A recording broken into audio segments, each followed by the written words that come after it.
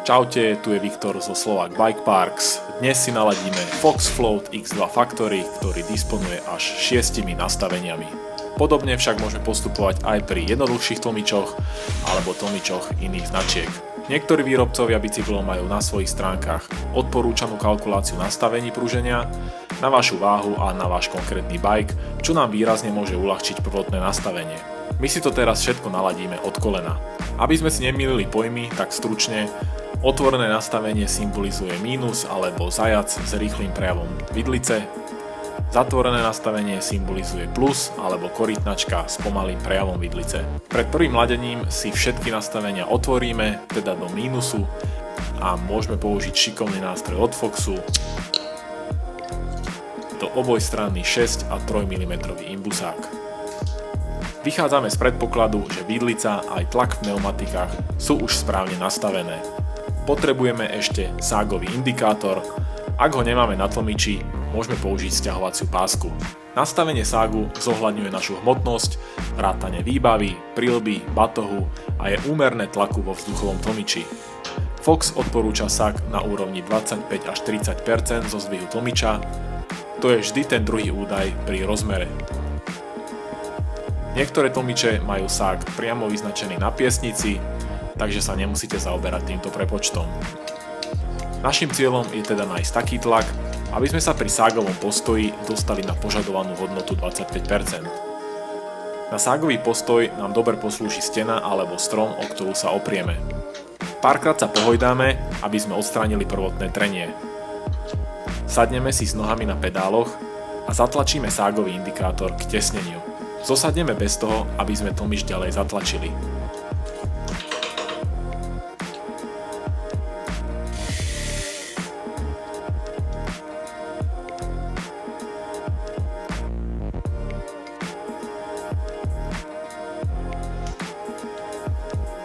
Odmeriame ság, ak sme ho netrafili, dofúkame alebo vypustíme podľa potreby. Netreba zabúdať, že je vhodné tlmič párkrát zatlačiť s prichytenou pumpou do 25% zdvihu, aby sa nám vyrovnal tlak v pozitívnej a negatívnej komore. Fox odporúča tento krok robiť vždy po 50 PSI. Ak sme našli ten správny tlak, nasleduje nastavenie progresivity, respektíve linearity tlmenia prostredníctvom volume spacerov, teda tokenov na zmenšenie vzduchovej komory. Na progresivitu tlmenia má vplyv aj prepákovanie rámu, takže identicky naladený a rovnaký tlmič sa môže v inom ráme úplne inak chovať. Na zistenie prvej nástrelnej hodnoty progresivity zatlačíme tlmič maximálnou silou svojej váhy, ale bez bunny hopu. Zdvih tlmiča by mal byť využitý maximálne do 90% pri otvorených kompresiách. Ak dáš doraz, tlmič naznačuje, že si prežratý a že treba prihodiť aspoň jeden volume spacer. Na druhej strane, ak sa nedostaneme ani na 80% zdvihu, musíme tlmič zlineárniť vybratím volume spaceru. Pre ilustráciu si tlmič rozoberieme, najprv si samozrejme vypustíme tlak. Na X2 do 2017 stačí pootočiť komoru smerom k ventilu a potiahnuť von. Mladšie X2 majú už poistnú skrutku, to je ako keď staršia vyjazdenejšia sestra dáva na ňu pozor, aby si jej náhodou nepretočil komoru.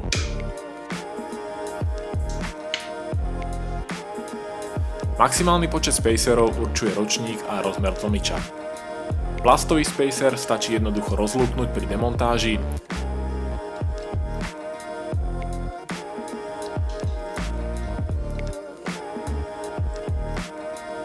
a zacvaknúť pri montáži. Komoru zasunieme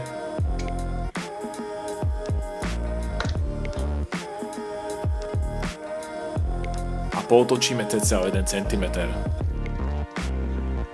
Opäť nafúkame tlmič na zistenú hodnotu. Ďalšie ladenie je prostredníctvom odskoku a kompresie. Zjednodušene, odskok červený rebound definuje, ako sa nám tlmič vracia zo stlačenej podoby a modrá kompresia definuje, ako sa nám tlmič stláča pod záťažou. X2 Factory ponúka dvojité low speed a high speed nastavenie pre oba smery, teda aj kompresiu aj odskok. 4 nastavenia po 22 klikov. Opäť zjednodušene, low speed pracuje najmä s váhou jazdca, teda pri pomalých silách ako je šlapanie, brzdenie, záťaž v klopenkách, a high speed pracuje so skokmi, dropmi,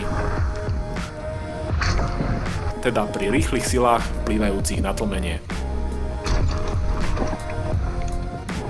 Môžeme sa odraziť od tabuliek určených výrobcom tlmiča, nakoľko už poznáme tlak.